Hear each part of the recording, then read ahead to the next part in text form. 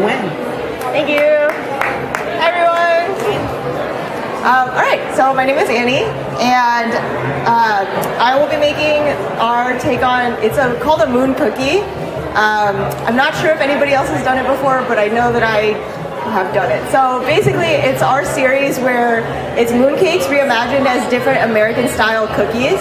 The first one we ever made was a sugar cookie with black sesame mooncake filling. And then this one is the newest one. It's a chocolate chip cookie with a mung bean mooncake filling. It's like a sweet mung bean paste on the inside.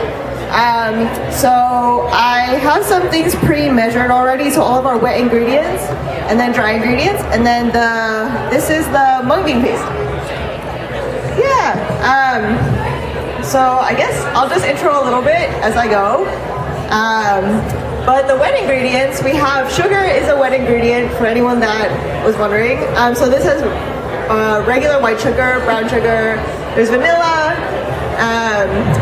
and olive oil, and some other things potentially. But those are the main things. So you want to put your wet ingredients together first for this cookie, because it helps to make more of like a chewy cookie. If you did dry ingredients first with and slowly mixed in wet, it would form more like gluten, so it'd be like kind of thick, and it would probably be a little too dense, maybe a little more chewy than you want. So the first step, get all your wet ingredients, put them together, mix them until it's kind of like a syrup, and they'll be pretty cohesive. And then all of the dry ingredients, it's like the chocolate chips, baking soda, baking powder, flour, things like that. And then you put those into this, and then just mix it until they're well combined, but don't overmix. So right when they're combined, that's when you're pretty much good to go. Okay, so I thought we'd have a mixer, but we do not, so my hands will be the mixer. But yeah, so I started this business in January of 2021. So in January, this coming January, it'll have been 4 years. But thank you. Thank you. Yeah, so I was working in food tech before. So think Beyond Meat, Impossible Foods, that kind of tech. And I was in marketing there. I was working for a lab-made whiskey company, which was really interesting. And I think before that I was in climate work, and I learned about food tech, and I just kind of saw the opportunity to positively impact the climate through food systems. And so I got really interested in that, and thankfully had some opportunities out here to be able to explore that a little bit more. But then during the pandemic, very early on, May of 2020, my team and I, half of us got laid off. And so I had a lot of time to just kind of figure out what I wanted to do. And I had been thinking about starting a business even before food tech, where I would make vegan versions of things that I used to eat growing up. So 2017, I was making pork buns and other things like that. But I wanted to get into the food tech first, and so I tried that. And so in 2020, I was recipe testing, and the first thing I ever made for the public was a Taiwanese pineapple cake.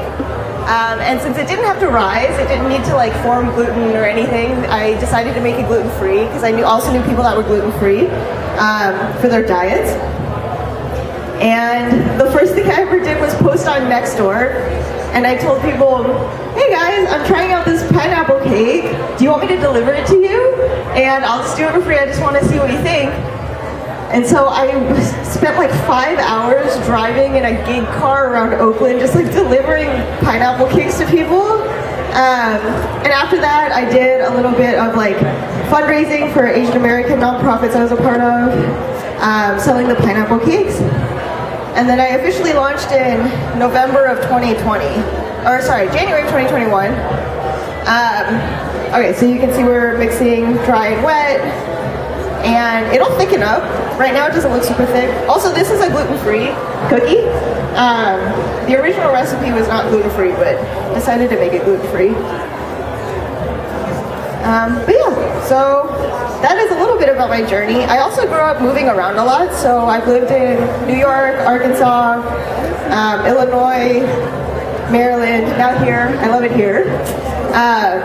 But there's definitely, food culture is very different around the country, as in some ways I've been very fortunate to be able to see, and I think we're pretty blessed here because there's a lot of options, like vegan options. I think when I was in high school there was not really many, and a lot of my family, we'd go out and eat dim sum, and there wasn't a lot of things that I could participate in anymore in terms of like family food functions.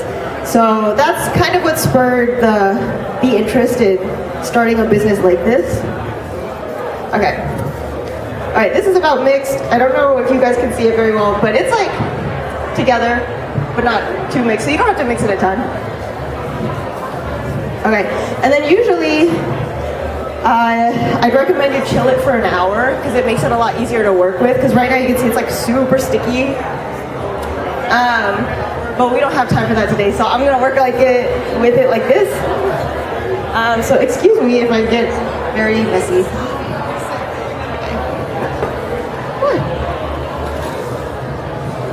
Alright. Yeah, so after I made pineapple cakes for about 6 months, that was like the only product I made. Somebody asked me if I could make them a vegan mooncake.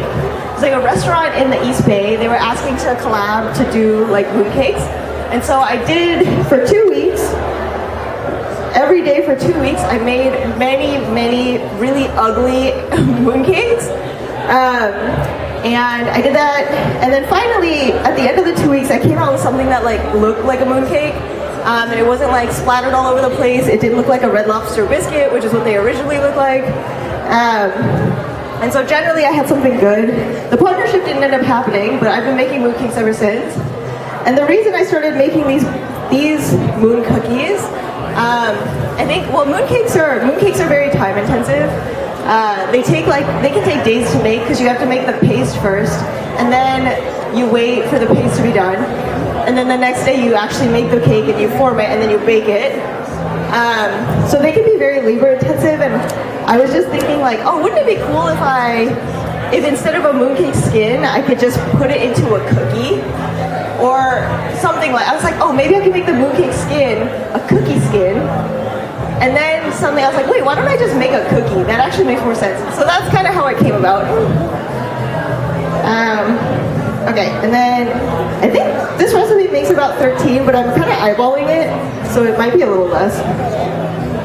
Okay, we're gonna do like this. All right, and then this mung bean paste, you can see, it's really simple ingredient-wise. It's just boiled mung beans, powdered sugar, and that's it. Actually, that's it. You can reduce it on the stovetop, or you can put it in the oven, and then like either really low heat for a long time, or higher heat, and just like be really thorough about mixing it so it doesn't burn. So this is what I'm talking about when I say mooncakes are really labor-intensive, because this paste can take, depending on how much we're making in the kitchen, it's taken us a full 8 hours before, because you have to wash the mung beans, and we'll process like 50 pounds at a time. So wash the mung beans until the water's clear, and then we'll boil it, which sometimes will take like maybe 3 hours, and then let it cool. We'll take it out, we'll immersion blend it with a really big immersion blender, and then we'll put it together with our sugar. We'll put it in the oven, and then we'll reduce it for maybe 5 hours. So every 20 minutes we go in there and we stir it so it doesn't burn. So yeah, it takes a really long time to make mooncakes. All right. Okay, so I just pinch off a little bit, and just stick it in there.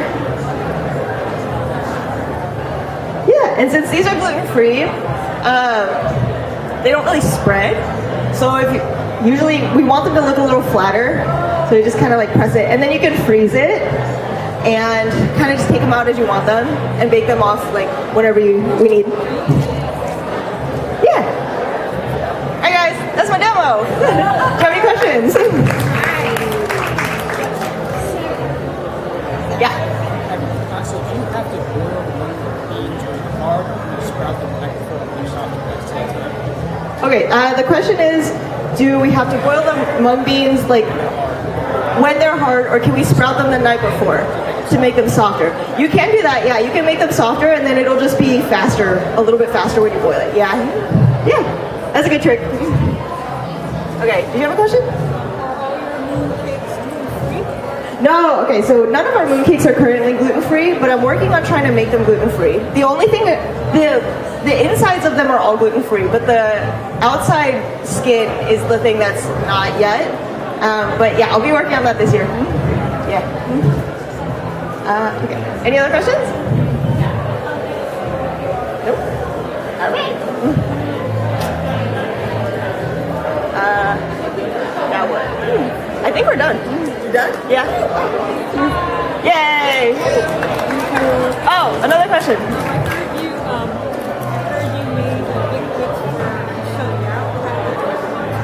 For what?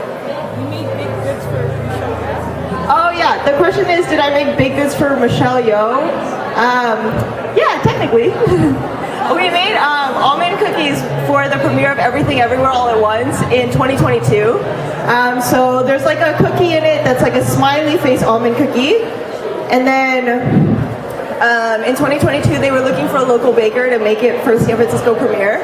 And so the week before they reached out to me and they asked if I could, and I had been working on my recipe for about a year at that point, but I just gave up because I didn't like how it was coming out. And so I had about 27 tries in, and the week before the premiere, they asked me, and they said they needed 1,000 cookies, and it was maybe like Thursday. So I told them I'd get back to them. I took the weekend and I made a lot of batches of almond cookies, until finally Sunday there was something I had that was pretty workable. And the whole next week, I baked and packed about 850 cookies. I baked them all myself. I packed half of them by myself. And I remember that night specifically because I thought, oh, it can't be that late. Like, I think it's like 11 p.m. And I looked at my clock and it was 4 in the morning. I was like, oh, cool, okay. But the next day, my friends and my husband helped me. So it took a lot shorter to do it. But yeah, technically, yes, I have. Oh yeah.